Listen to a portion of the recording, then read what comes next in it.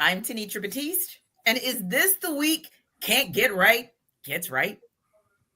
I'm Maria Martin, and it feels like we are just limping towards the end of the season. I'm Freeman, and Falcons are playing on Sunday. I don't know if that's a good thing or not. I'm Jarvis Davis, and I'm starting to feel like Marshawn Lynch a little bit. Just here so I won't get fined. ATL! ATL!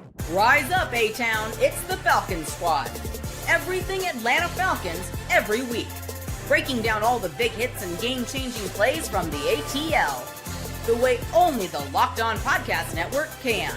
Straight from the ATL, the Falcons Squad Show starts now.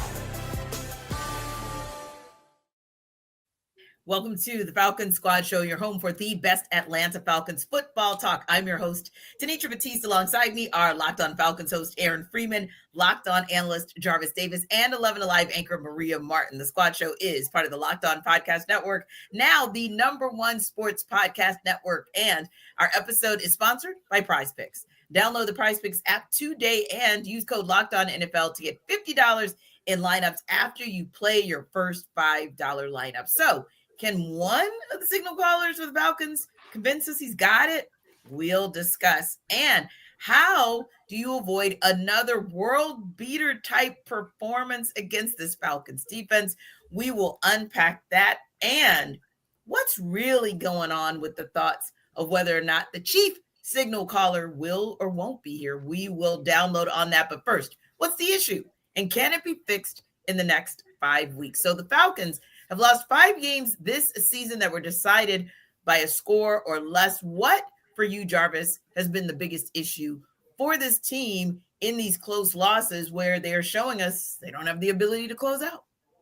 Yeah, I think it's a matter of the thing about this particular team is they've been, if you look at it from an overall standpoint, when they're in games in the fourth quarter, they've been playing pretty solid, right? But it just seems like in certain moments when you need someone to step up and make a play, they just haven't been able to. Everybody just disappears, just whether it be David Onyemata, who's been playing okay against the run, he gets double teamed and ran up out of the way, and then Breece Hall got a one-on-one with the safety, and sometimes he'll make the tackle, sometimes he might not. So it's just too many instances where, like, another example, Mike Hughes standing at the first down marker, and the ball has been snapped, and he's walking.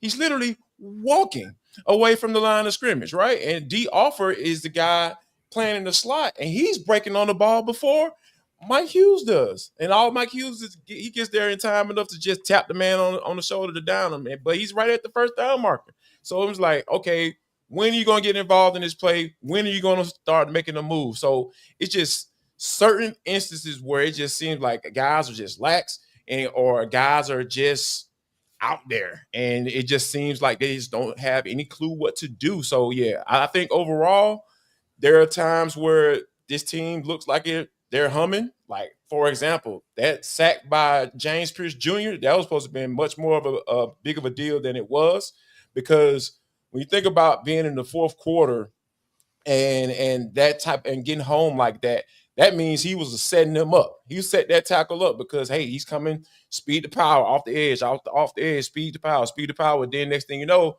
speed, and then boom, he's swimming back inside because that tackle has been setting up for that speed rush. So I think it's hard to celebrate those small wins like that, because Pierce has been working on this game and he's been, becoming a better rusher. But, in the end, the end result is pretty much is going to be a loss. And it's just truly unfortunate.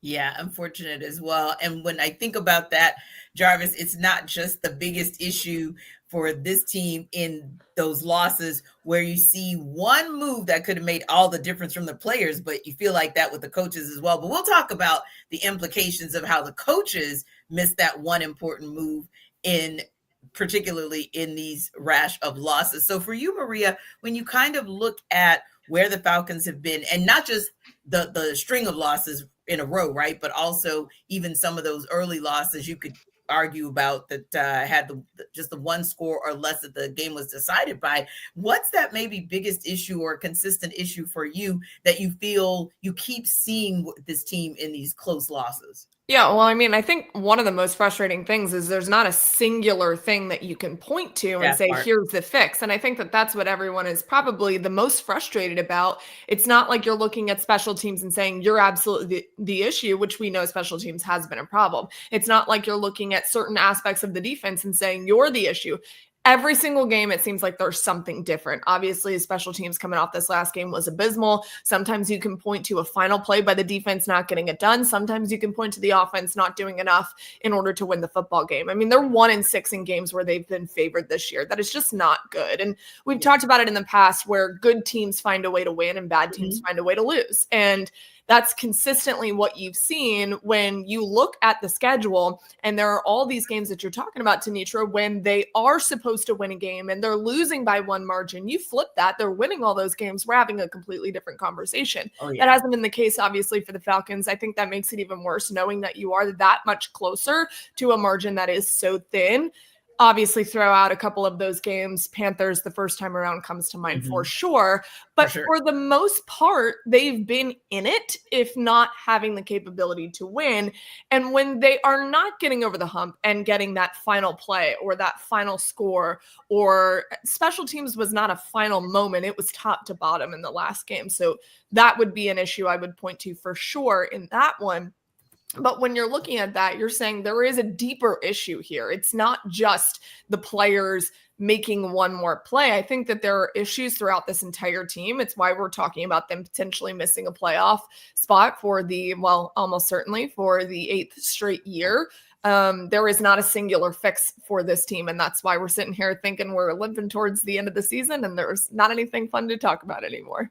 Yeah, it really, and you definitely make a valid point, Maria, because you could probably point at any number of areas with this team and make the argument about what that biggest issue might be, because there are just that many issues to point out. But for you, Aaron, kind of what do you see as maybe, I'll say, the most glaring, or maybe the one that gets under your skin the most, like, wow, are we still having this conversation about this consistent issue that I've seen during the losses? And look at the look on Aaron's face.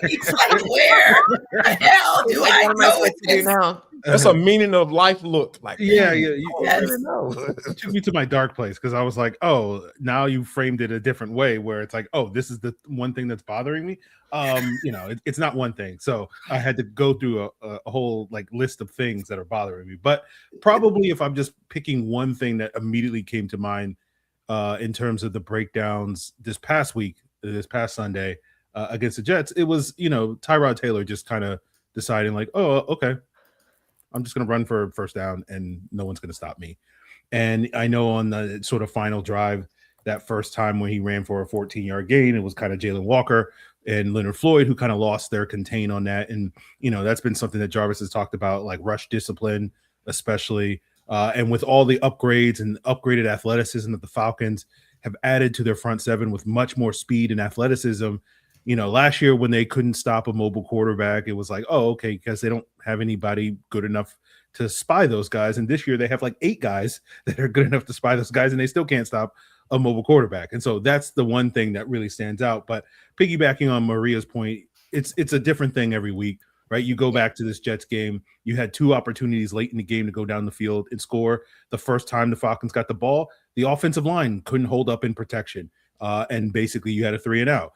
And then the second time you get an opportunity, the offensive line is blocking. You get the protection that you need, and then the receivers won't catch the football. And so, sort of piggybacking on that point that Maria made, it's like a different thing every single week. And so there's not a singular fix that gives you the hope like, oh, if we can just figure out this one thing, like this team will be back. It's like every week there's a different thing. Every other drive, it's a different thing, and it's just a collection of catastrophes, I guess you could say, that is leading to why this team is not able to sort of finish these games, whether it's on the offensive side of the ball, whether it's on the defensive side of the ball.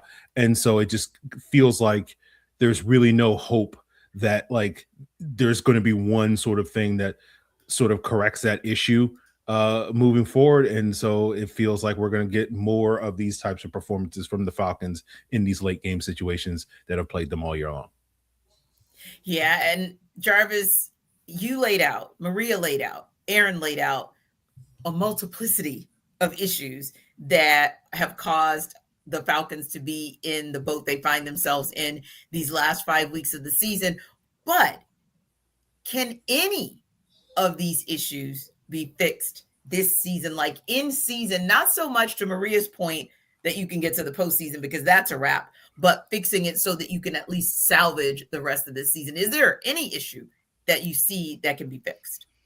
I would assume that special teams, you can fix that, right? I would believe, when you think about utilizing all of your personnel, like, hey man, if we really want to fix this thing, if we really feel like this is a glaring issue, we'll tap into some guys that normally wouldn't play special teams. We'll tap into Jalen Walker. I know people are probably gonna look at me and cringe when I say that, but that can't be the reason why we lose football games. Because when you talk about just putting better players in positions to make plays, hey, special teams is part of this thing too. Like, you lost the game because, right? The opener against Tampa, last week, like, you lost games because of that unit. So it will behoove you to start using better players on that particular unit. So I think that just from the one glaring issue that has been consistent throughout this season is that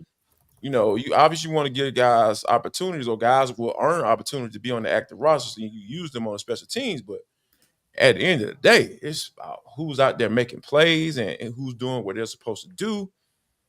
Guys need to sit down if they can't get the job done. And I think that you can start there.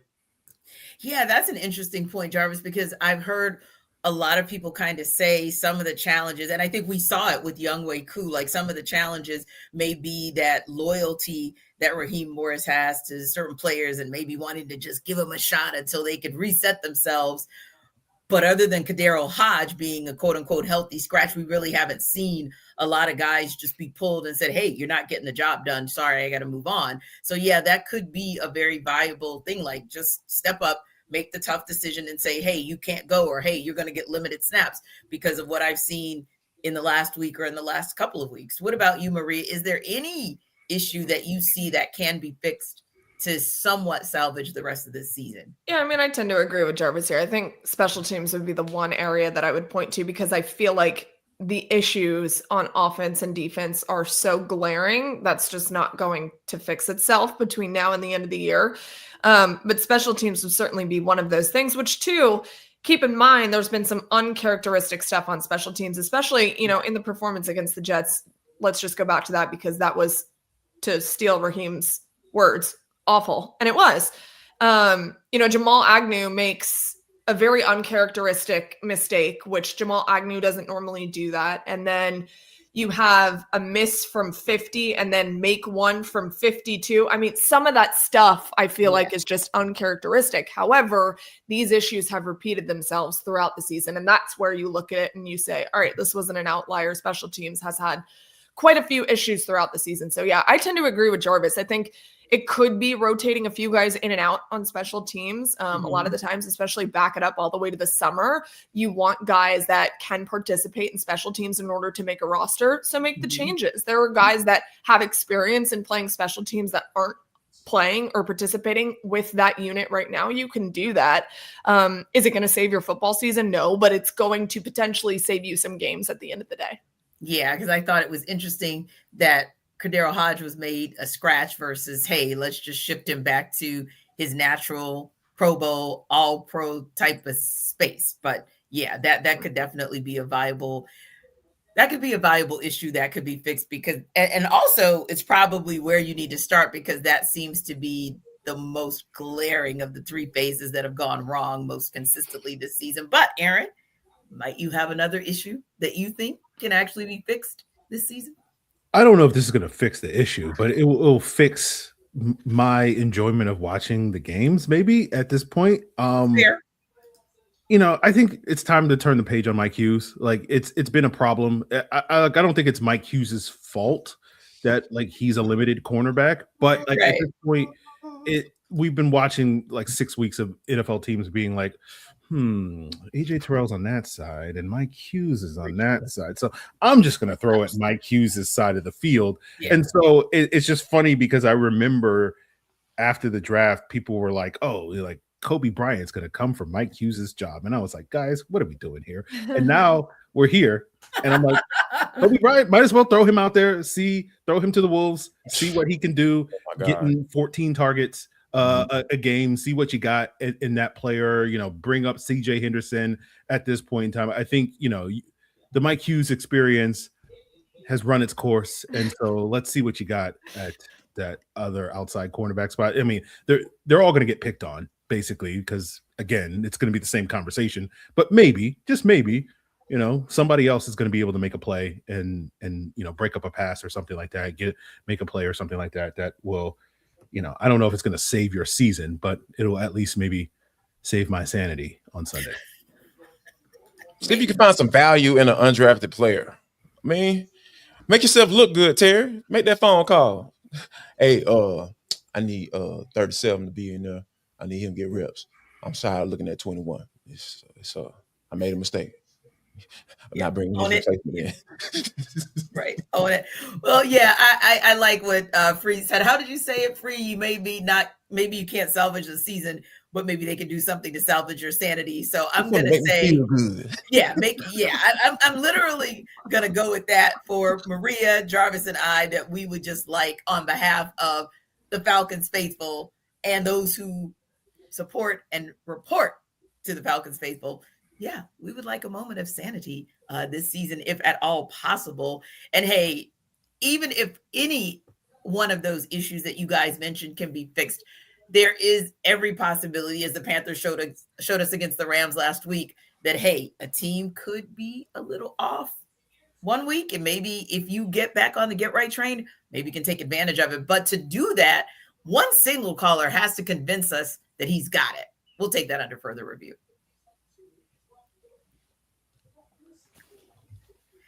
This episode is brought to you by Prize Picks. You and I make decisions every day, but on Prize Picks, being right can get you paid. Don't miss any of the excitement of this sports season, whether you're following the NFL, NBA, or both. There's no better time to jump in on the action now. If you haven't tried it yet, Prize Picks is the simplest way to play. Just pick more or less on at least 2 player stats, and if you get them right, you win. It takes less than 60 seconds to make your lineup, and you can play anywhere Prize Picks operates, including California, Texas, or right here in Georgia. And the new stats feature, that's a game changer. You can now pick more on points, threes, and assists in the same lineup. Anybody check out Jamal Murray's performance last night against with the Denver Nuggets in a win where, oh my God, he went off for 52 points, 11 to 12 from 3.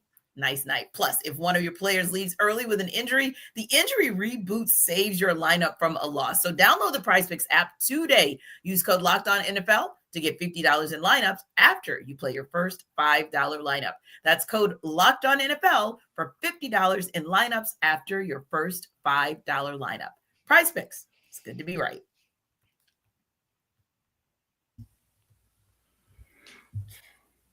Thank you guys so much for making the Falcon Squad Show your first listen of the day. And thank you for making Locked On the #1 sports podcast network. And Maria, thank you for just being here. Just being here is something to be applauded for this entire squad show. That said, Zach Robinson has a big task on his hands this week against the Seattle Seahawks. They are not just one of the top teams in the NFC, if not the NFL, but a stellar record on the road, 5-1 this season, if I'm not mistaken. So tall task for this Falcon squad, especially a group in the Seahawks that can actually score. But that said, Maria, what does Zach Robinson have to do for you in order to show that he's a competent play caller against Seattle? Yeah, I mean, the Seattle defense is terrifying. And when you watch them on tape, they've continued to get better. And even when Sam Darnold is not playing well, he's got a defense that backs him up and is able to keep them in ball games. So there are a lot of unfavorable situations for the Falcons in this, unless Zach Robinson can find a way to run the ball. run the ball, establish the run against a very good run defense. They're towards the top in all of the NFL in run defense. But when you do that, you can set up an opportunity to get some of those explosive play matchups and win them on your side. Plus, too, this is a defense, talking about Seattle, that just does not handle tight ends very well. If you can make Kyle Pitts be a favorable matchup for you in all of what we're talking about, establish a run, and then make sure Kyle Pitts gets his on Sunday, they could at least keep it close. I mean, I think this is going to be a very tough game for the Falcons to win. Mm-hmm. But if you have them going up and just completely emphasizing the pass rush, going to be a long day for Kirk Cousins and company on Sunday. So establish a run for sure, and then make sure you utilize Kyle Pitts, considering the Seahawks don't love a tight end. Yeah, and I think that is actually a good point that you make, Maria, because, that defense is playing lights out. But again, where might that weakness be, and where might you be able to take advantage of it? And yes, if they can get one Kyle Pitts Sr. to really give them a quality game like we saw a couple times this year, and I'm looking at the game most recently against the Jets, where he had his season high as far as yards go, 82 yards, but then also looking at that game, the first game of the year against the Bucks, the game against the 49ers, where he had 7 catches and it's 8, 10, 8 targets respectively. So maybe, just maybe, that'll be an opportunity for the Falcons to take advantage of. Maybe Zach Robinson showing like, hey, I can look at a mismatch and I can tell how to actually put the Falcons, Kyle Pitts, in a favorable position to succeed. Now, Maria made a good point as well. That doesn't mean necessarily that we're saying, Zach Robinson, what can you do as a signal caller, as a play caller, to put the Falcons in position to win?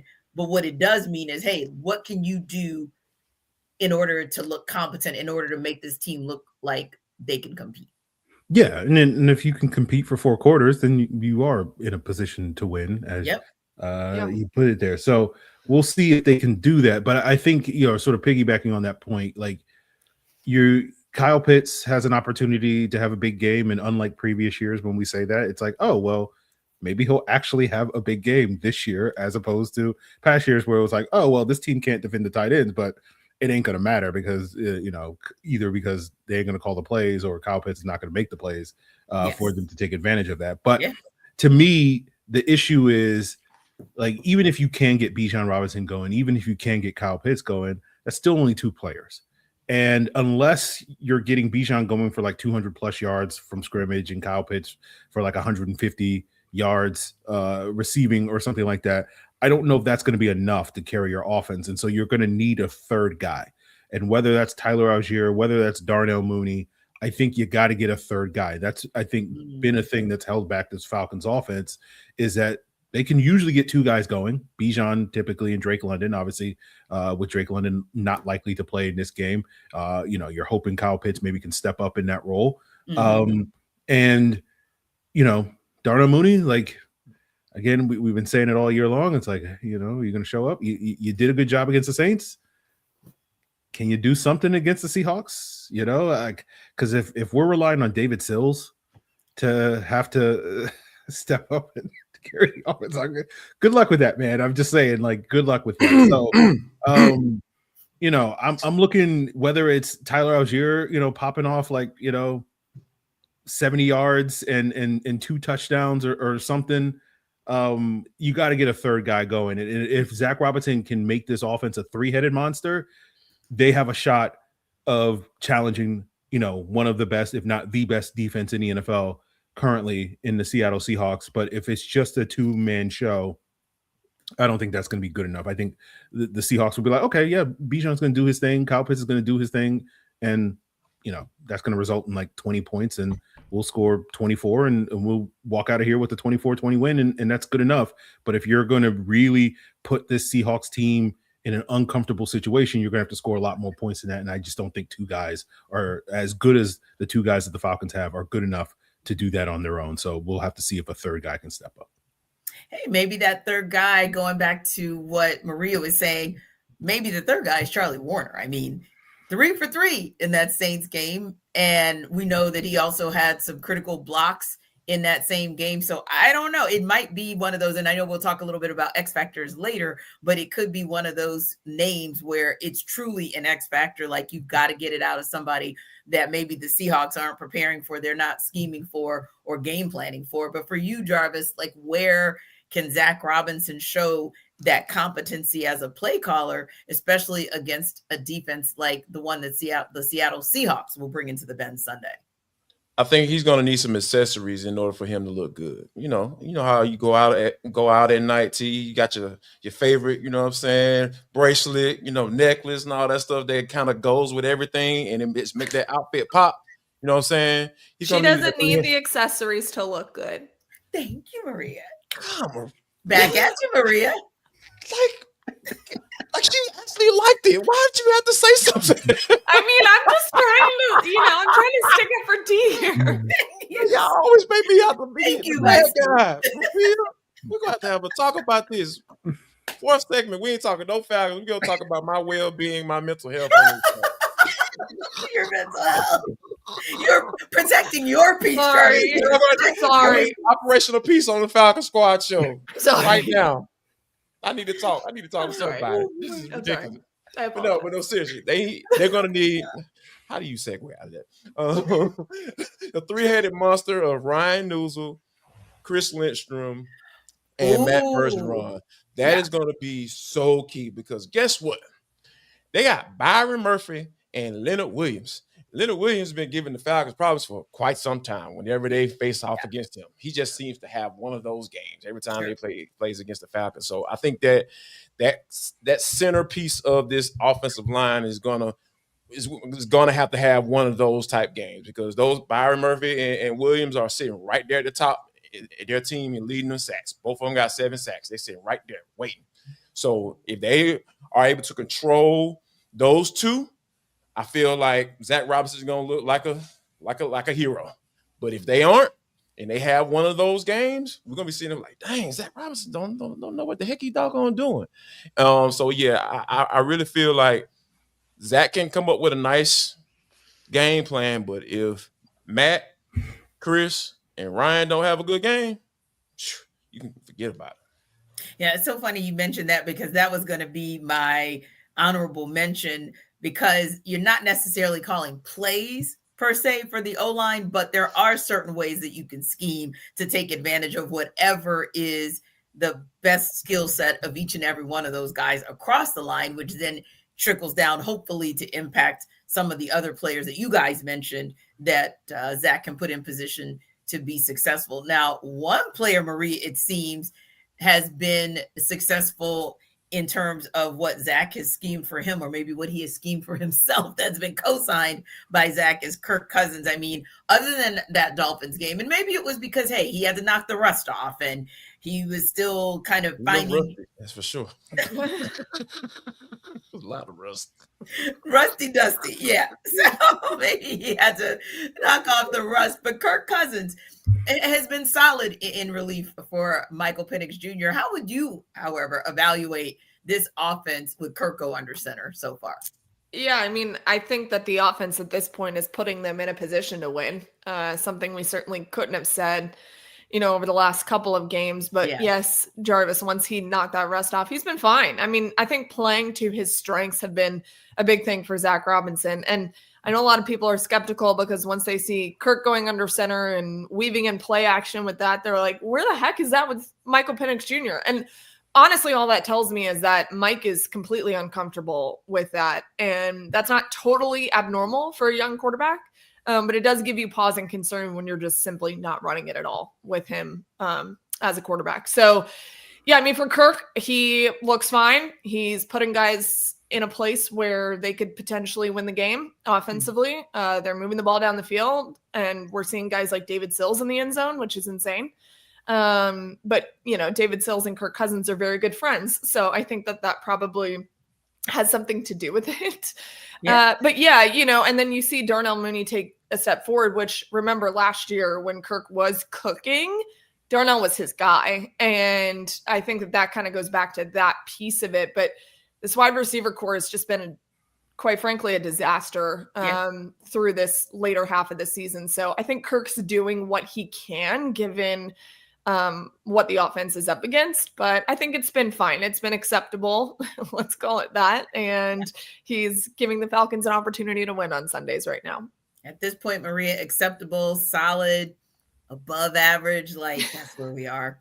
It's just where we are. Nothing great, nothing bad. You're just kind of that there, might be the better thing, Maria. Like, the nothing bad part. If you can get more of the nothing bad part, like maybe that's what you are aiming high for. That's your aim high at this point with this team this season. What about for you, Free? What do you think about how Kirk has been able to handle himself under center the last couple of weeks? Yeah, I think Maria described it. It's been solid, right? It's been middle of the road for as far as what we've seen, the best version of Kirk as well as the worst version of Kirk. And you're getting sort of in that middle of the road, which is competent play.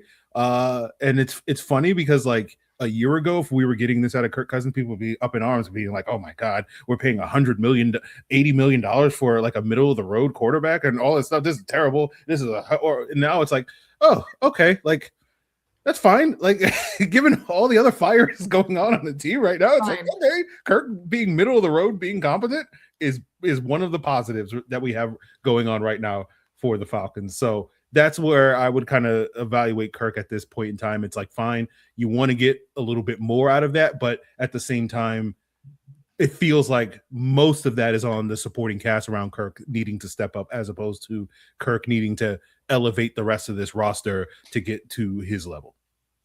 Yeah. And what about for you, Jarvis? How's Kirk been under center so far the last couple of weeks with what he's been able to do with Zach Robinson's offense? I mean, this is what we were expecting him to be, right? You know, as the best backup quarterback in the NFL, you know, giving you something solid, letting the offensive coordinator know who's a second-year guy, right? And saying, hey, man, here's what I'm comfortable with. Here's what I think we should do. And him and Zach taking it in, like, all right, cool, sounds good. And then they just rolling with it. And I think that the adjustment to what you have and what you don't have from a personnel standpoint, Drake London being out, okay, let's go 13 personnel. Let's go 12 personnel. Let's really just dig into this thing. Let's highlight Bijan Robinson. Let's get this tight end, this unicorn going when he wants to get going. And let's see if we can be close in the fourth quarter to try to have an opportunity to win the football game. And that's what's been happening. So I think when you look at it from that aspect of it, like you have to say that Kirk has done a solid job, right? Like he's done what he's supposed to do. That is give the team the opportunity to win the game. It's just that you're on a team that seems to shrink when things get tight. And they seem to not have any answers. So, you know, I'm not putting that on Kirk. I'm putting that on this coaching staff and also the players as well on the other side of the football. So when you think about it from that aspect, I really feel like he's done a solid job, and like they're going to have to do a little bit more than a solid job against this Seahawks team. Yeah, indeed. Now, how do you avoid another world beater type performance against this Falcons defense? We'll unpack that next up.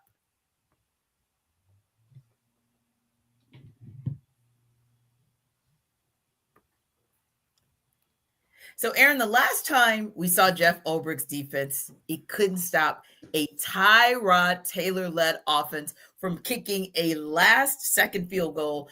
And, of course, the Jets went on to win that game. How can this defense avoid yet another performance like that coming back home to the Bends against the Seahawks team come Sunday?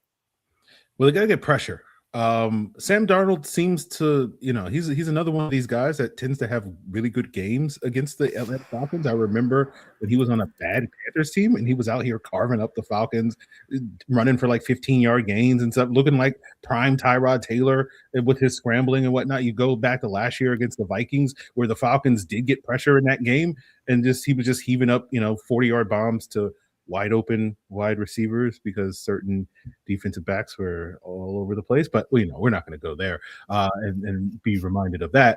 But like he just seems to have good games against the Atlanta Falcons. And so to avoid him having another notch in his belt against the Atlanta Falcons, they got to get pressure on the quarterback. And whether they're going to do so by rushing 4 whether they're going to do so by getting after him with the blitz. They got to find ways to get him on the ground. That is kind of the one thing that you can do to attack Sam, which is get pressure on him, and maybe he'll make some mistakes like we saw a couple of weeks ago when he threw 4 picks against the Rams. You saw a couple of turnovers against the Vikings this past week. Now, it didn't really matter because the Vikings couldn't do anything offensively.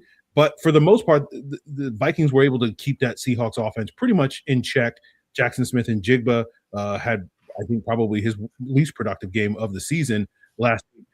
And so you look at the Vikings defense with Brian Flores, you look at Jeff Ulbricht's defense, right? What are the two things that these two defenses have in common? They love blitzing the quarterback. And so we've seen the Falcons kind of back off on the blitz the last couple of weeks with trying to get their 4-man pass rush going. So want to see continued strides of that, but you still have a very effective blitz in your back pocket, and maybe the Falcons can tap into something and maybe slow down this Seahawks offense, because as good as AJ Terrell is, and normally I would be like, oh yeah, you put him on Jackson Smith and Jigba and he'll handle that. Like, JSN's played so well this year that it's like that feels, they're not the same player, but the type of season he's having is a Julio Jones-like season.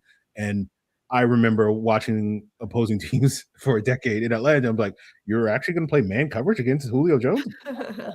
And so like it's kind of a similar situation that's how well JSN is playing this year, where it's just like, yes, I do kind of want to play man coverage, but at the same time, that feels like shooting yourself in the foot and then, not going to the hospital and then just like, oh, just put a Band-Aid on it and it'll be fine. And it's like, bleed out in the kitchen or something like that. So yeah, we'll see if get on him for saying stuff like that. He didn't call out another person on the podcast. He said a random person getting shot in the foot. If he was like, Jarvis, it's when you get shot in the foot and then you put a Band-Aid on it, then I might have said something. Then we're coming for him.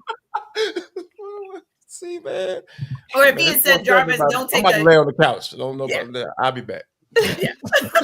I'm looking forward to Jarvis going into therapy in the 4th segment. So anyway, basically to say, I don't trust the secondary against JSN.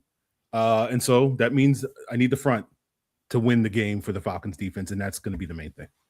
Yeah. It kind of feels like you're saying, Aaron, basically don't bring a knife to the gunfight if you really want to keep JSN in check, but also, Jarvis, if you want to keep Sam Darnold in check, because I don't want to trigger anybody, but I'll go ahead and trigger somebody. When you think about what this team did last season in week 13, particularly Sam Darnold, 22 of 28, 347 yards, 5 touchdowns, when he, of course, was under center for the Vikings. You don't want that again. That's what you're trying to avoid.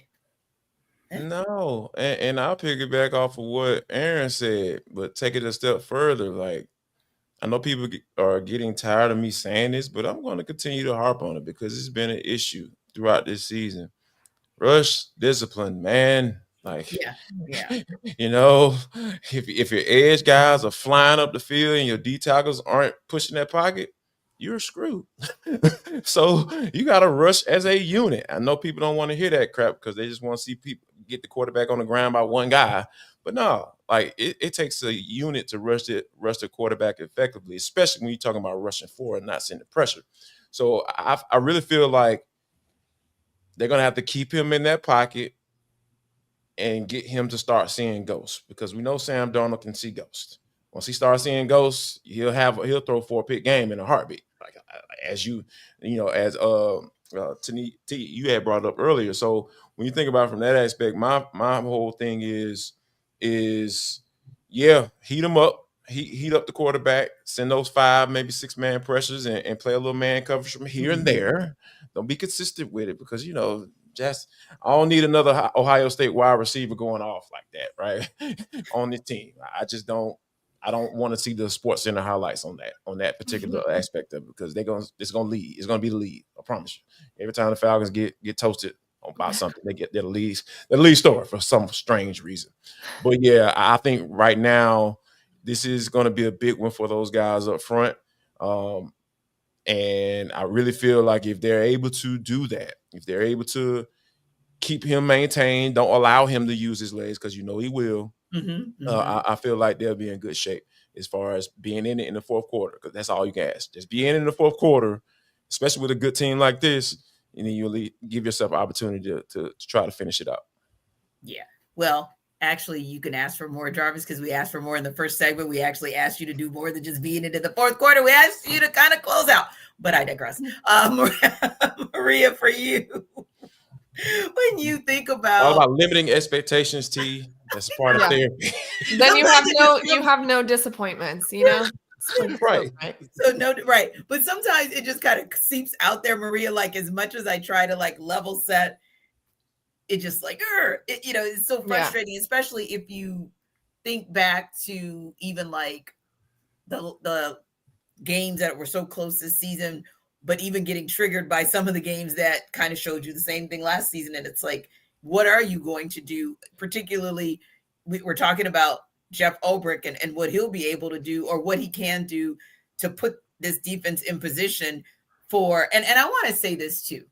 Like, I think one of the triggers, Maria, and just a quick sidebar, but one of the triggers is the fact that it does get exhausting when you look at maybe 2 of the last 3 games, I think it was, where players are having historic performances. And then you look at Sam Darnold and his performance last year against the Falcons, pretty much historic. And it's like, it does kind of get you a little bit triggered, because you're like, okay, what can be done so that there's not another world beater, historic type performance against Jeff's defense by the opponent's offense. Yeah, Jarvis has said it, I think, multiple times in the past. For some reason, a lot of the times opposing teams, their get-right games are against the Falcons. And not that the Seahawks need a get-right game right now. I mean, they're potentially going to win the division. So they're playing very well. But if it's not a get-right game, it's something historic. And obviously that's exhausting for Falcons fans, and honestly for the players as well.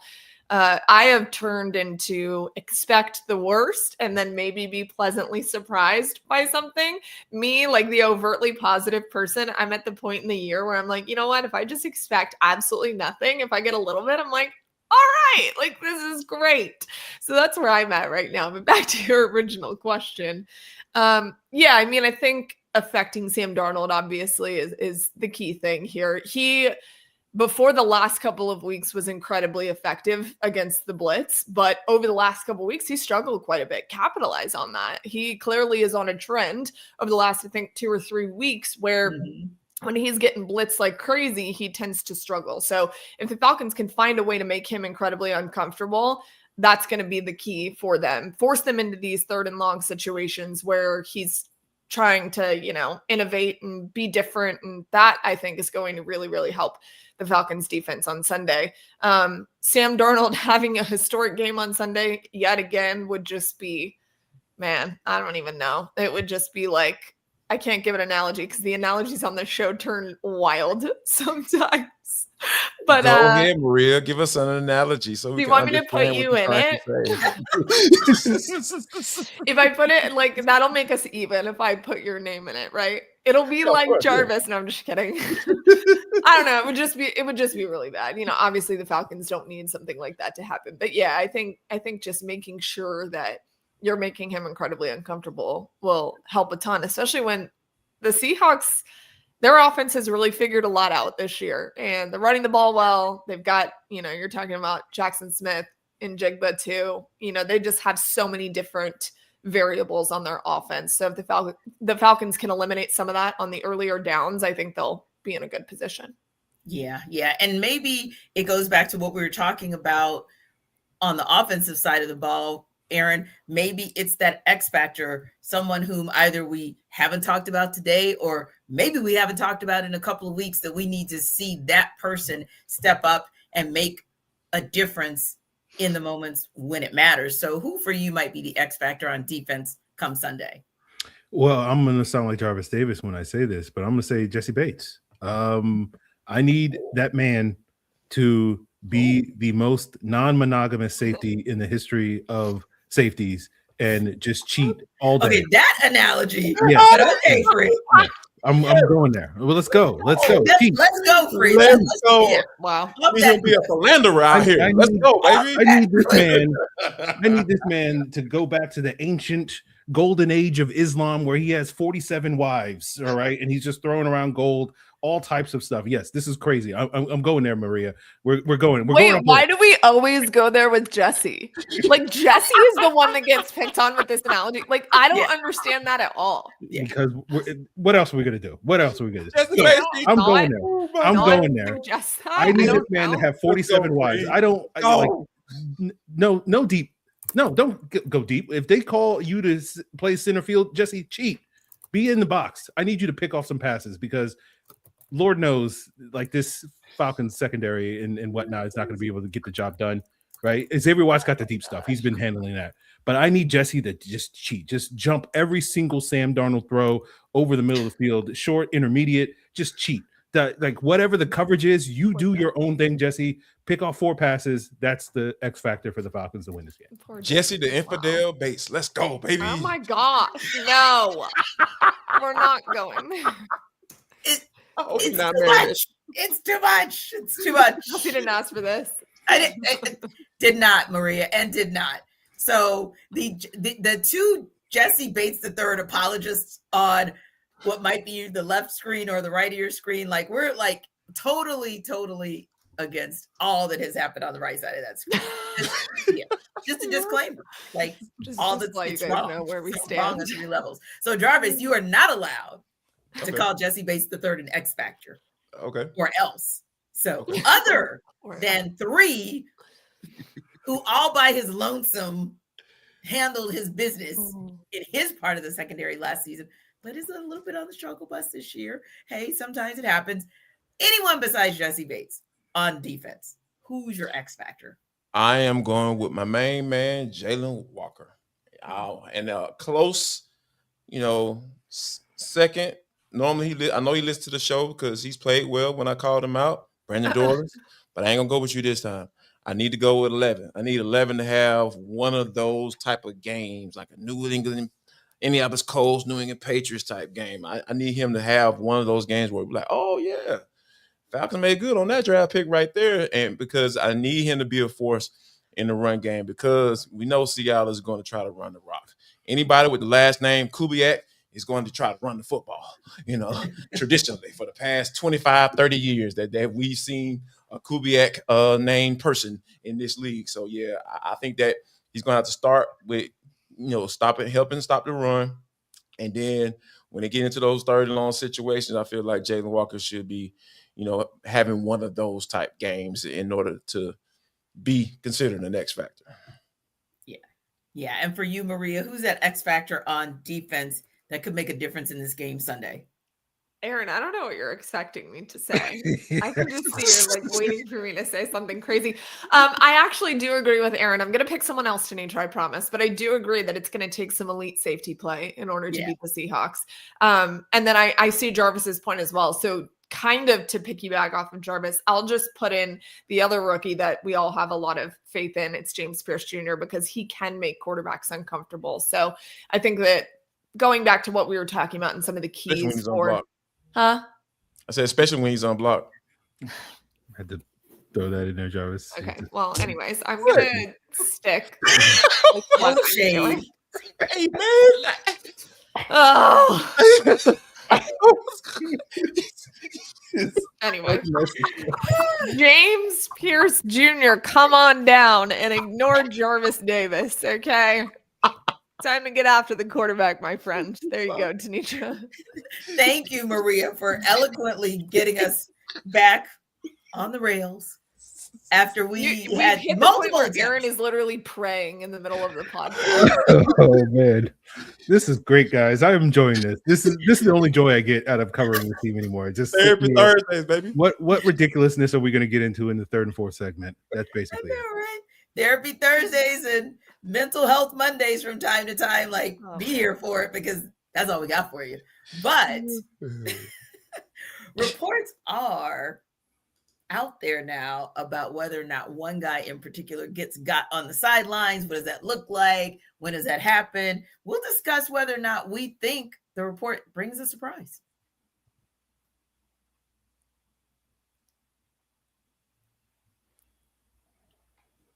and we'll use the term surprise loosely, but ESPN's Jeremy Fowler reported on Raheem Morris' job status. And here's the quote.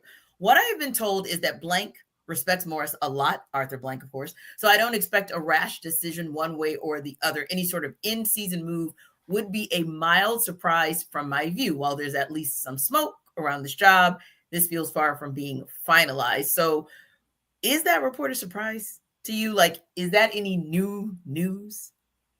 No, not for me, because when you think about how Arthur Blank has operated, he stuck with Dan Quinn a little bit too long. Everybody knew that, hey, Arthur Smith was done after 3 years, and people had high expectations coming into the season, and then with injuries and a little bit of lack of leadership, or sucking as a leader, if I want to quote Raheem Morris, hey, Free, why you going there, man? Don't go there. No, Don't you mad. dug yourself out of that one. Faces, like, if you guys don't pay attention, they're the best part of the show.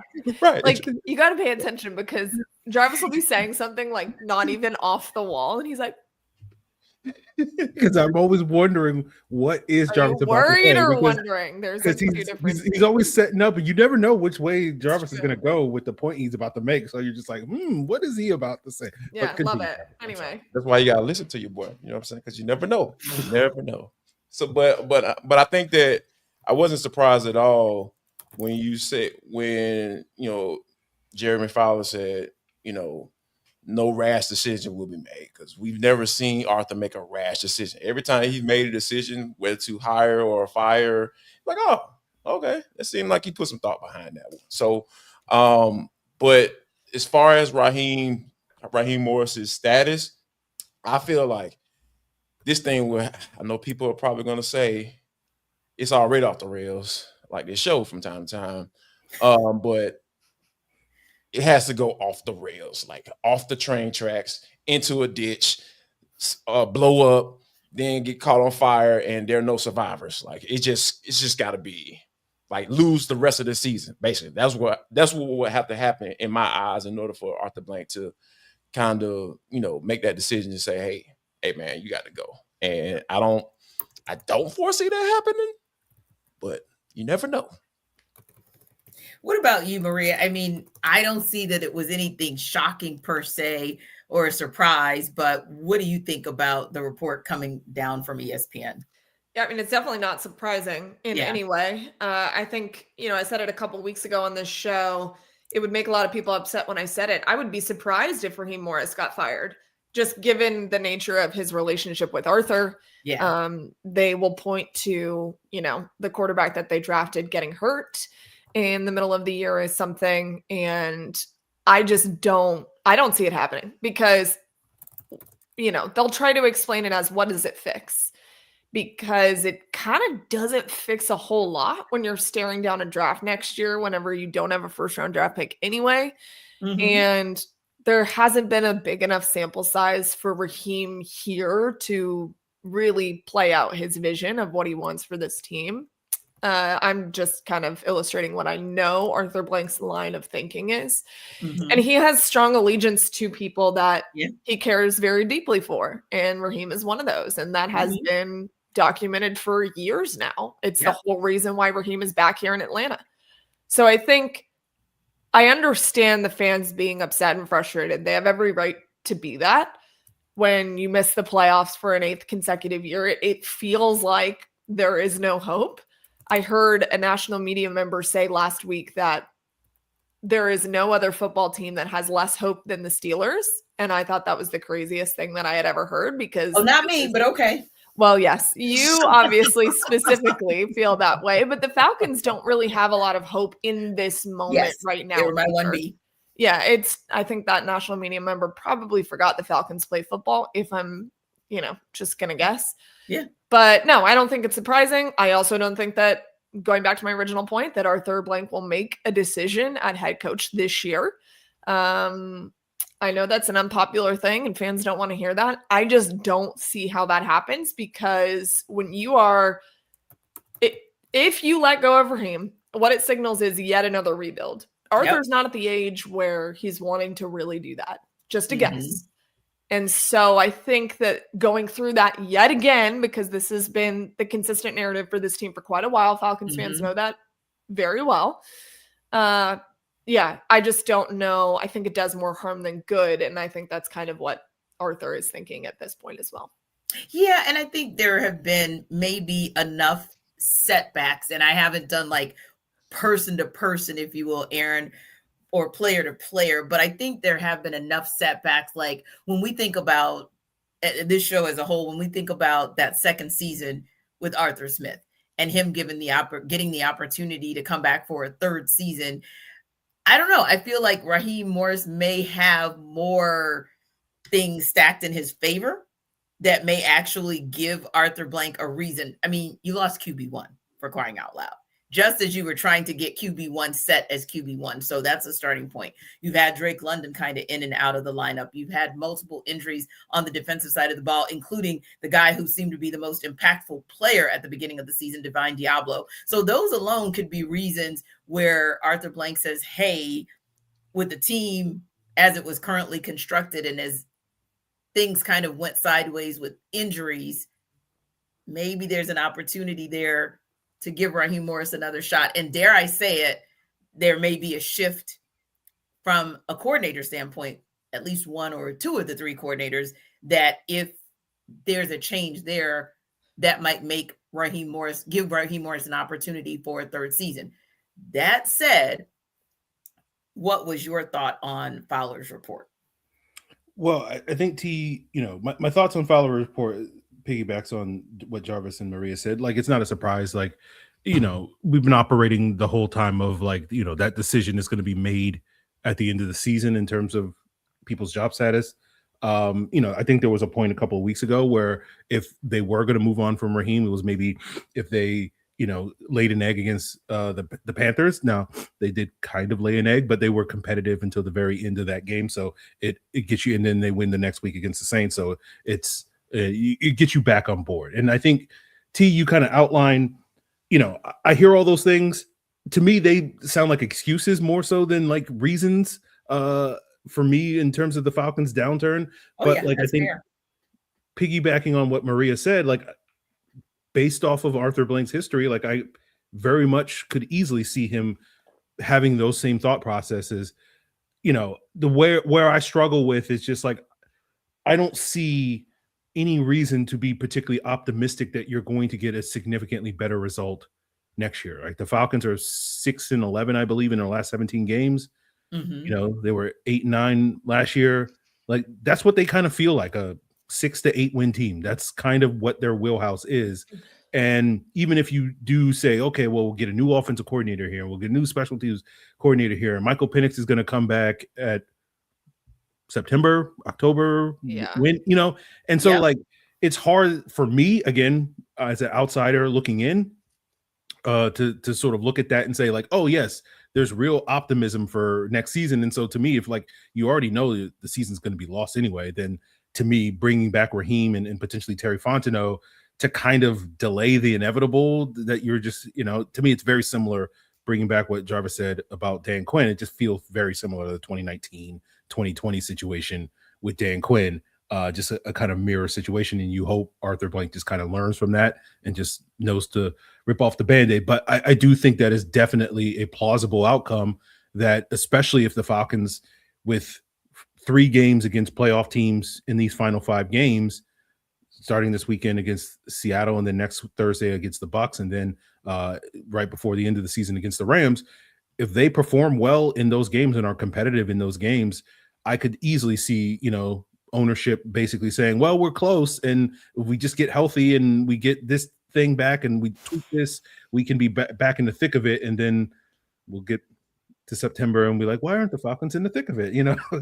As usual. But we'll cross that bridge when we get to it. So I feel like this report about the Falcons not making rash decisions, that feels spot on. That feels like where we have been this entire time, and they'll let it all play out. And I think if Arthur Blank is looking for reasons or excuses to retain Raheem Morris after the season, he'll be able to find those if he wants to, if he's looking for them. But certainly, I don't think the majority of Falcon fans are going to feel particularly thrilled about that if that's the result, how this all plays out. Yeah, and listen, it's tough to find the positives, or tough to kind of find the highlights, something to end on a bright note, but I found something. And so I at least want to end us on a high note. AJ Terrell has been named the Falcons club winner for the 2025 Walter Payton NFL Man of the Year award that the team announced today. Of course, that's one of the most prestigious honors in all of the league because it's about community service. And it's really cool because AJ Terrell, of course, a native of Atlanta, being able to give back to his very community, playing for his hometown team. I just think that's such a good look in what he's been able to do. Obviously, he has the AJ Terrell Jr. Academy. That's a school-based leadership and academic coaching program that serves high school student athletes in under-resourced communities, trains academic athletic coaches who are placed directly into schools to work one-on-one with students on academic progress, time management, college planning, and life skills. So congratulations to AJ Terrell. I think that's so excellent because he and his brother, for that matter, and his entire family, they really do take the ideal and the concept of student athlete very seriously. So congratulations to him. And who knows, maybe that'll be another way for the Falcons to end on a positive note this season, should AJ Terrell win the NFL Walter Payton Man of the Year award. But again, congratulations for being the nominee for the Falcons. And thanks to our everydayers for making the Falcon Squad show your first listen of the day. Be sure to stop by Locked on Falcons with your host, Aaron Freeman, as your second listen. And the Falcon Squad show and Locked on Falcons are part of the Locked on Podcast Network, your team every day. We will see you next time.